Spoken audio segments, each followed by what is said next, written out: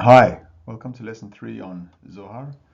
We're going to recap from last week. This was the uh, lesson that followed on from the sefirot, the vessels of creation, the worlds of creation, and ultimately the realization of those worlds and the chain of events that really give rise from the infinite all the way to the finite world in which we live, the physical world in which we live.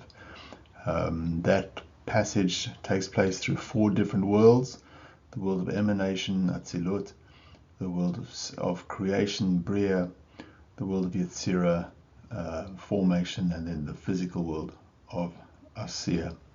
So we're now going to move on to lesson 3, and here this is a representation of the sefirot from a Kabbalistic artistic viewpoint. The important information here is this rendering of the Ein Sof, the infinite, never-ending source of light that gives rise to the events of creation, through which that light passes, is ultimately constricted, hidden from its potency, and as it progresses through the different worlds, that constriction becomes greater and greater until such stage as that infinite light can coexist in the finite world and give rise to the finite. Now, in this lower world, we have the representation of the sefirot, the vessels of man, of our soul, of our spirit, of our characters. And this is what we've previously explained in lesson 2 and lesson 1. Now we're going to continue reading inside the Zohar, and it starts off with a reference to a passage from the book of Daniel. And they who are wise shall shine like the brightness of the firmament, and they who turn many to righteousness like the stars forever and ever. This is a commentary essentially on the function of the Zohar, as it is bringing a teaching and a learning into existence, and turns people towards righteousness through the understanding of how the spiritual worlds give rise to the physical worlds, and how we can refine the physical worlds with that understanding. Zohar means radiance, it means brightness and to shine. Concealed of concealed struck its aura, which touched and did not touch this point. The point that they're referring to here is Keter Chochmah, the emanation as the infinite light continues through these vessels of Keter into Chochmah, the point of wisdom, the point of insight, the flash, the beginning of all. And then the beginning expanded, building itself a palace worthy of glorious praise. There it sowed seed to give birth, availing worlds. The secret is her stock is seed of holiness.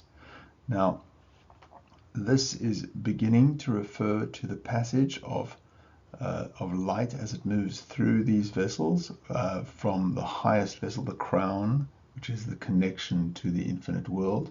Of course, here we're talking about the world at this level of emanation. We're not really talking about the world at the physical level of emanation, which is further down. But essentially, as it progresses through this chain of events, or Hishtalshalut, and the rays of this infinite light as they progress down, and we're dealing with the content of those rays and the ordering of light in such a way that gives rise to this finite existence. But it's an analogy for how the light flows at every single level through each world. So from this infinite through the crown of iron, of nothingness, of will, it's called Ratzon. This is the movement to this point of wisdom, this flash of insight that exists, and then from there we begin to expand and build itself a palace. And this is really where the palace, in our analogy of, is really the intellectual process of understanding what is contained in that flash of insight. What does it mean? How can it be put into existence? How can it be expressed without too much impedance and interference, so that it can be expressed in the purest possible way in the physical world, and as it chains down through all these worlds, how that occurs. Now, each of us as individuals has a connection to each of these worlds. Our spiritual states really are elevated to such a degree that they reach to this infinite state. Of course, we're not conscious of that, and we're not necessarily always conscientious of that very high capacity that we have to reach to this highest infinite or spiritual state. But as we begin to grasp these flashes of insight, these thoughts that come to us, the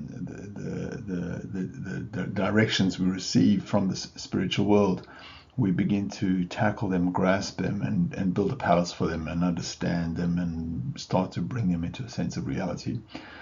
Zohar, radiance, sowing seed for its glory, like the seed of fine purple silk, wrapping itself within, weaving itself a palace, constituting its praise, availing all. Of course, the purple here is a reference to holiness.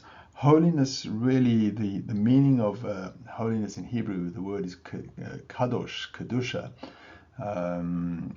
This word means separated from, or to be separated from. In other words, the idea of righteousness is to be separated from wickedness, from the evil that takes place in the world, and to keep yourself in a state of purity. Now, that purple, fine purple silk, essentially represents that the idea, this pure light that comes through from this infinite source, is received in a vessel which is referred to as wisdom, the point, the beginning. It then comes into this palace where it's essentially processed, it's understood, it's grappled with, it's analyzed, and it's really, it stays in this point, in this purple wrapping, this holy, this separate state of holiness, this place where the original idea is given birth. With the beginning, the unknown, concealed one created the palace. This palace is called Elokim, God. The secret is Bereshit, bara Elokim. With beginning, created God. And I've said previously, beginning created God. So at this highest world, in this state of emanation, really where we're talking about creation here, the events of creation, where this infinite light comes into these vessels, the beginning of the process of concealing this infinite light in a way that can be represented in a coarse physical world. It passes through these vessels, enlightens these vessels in each world, and moves through step by step.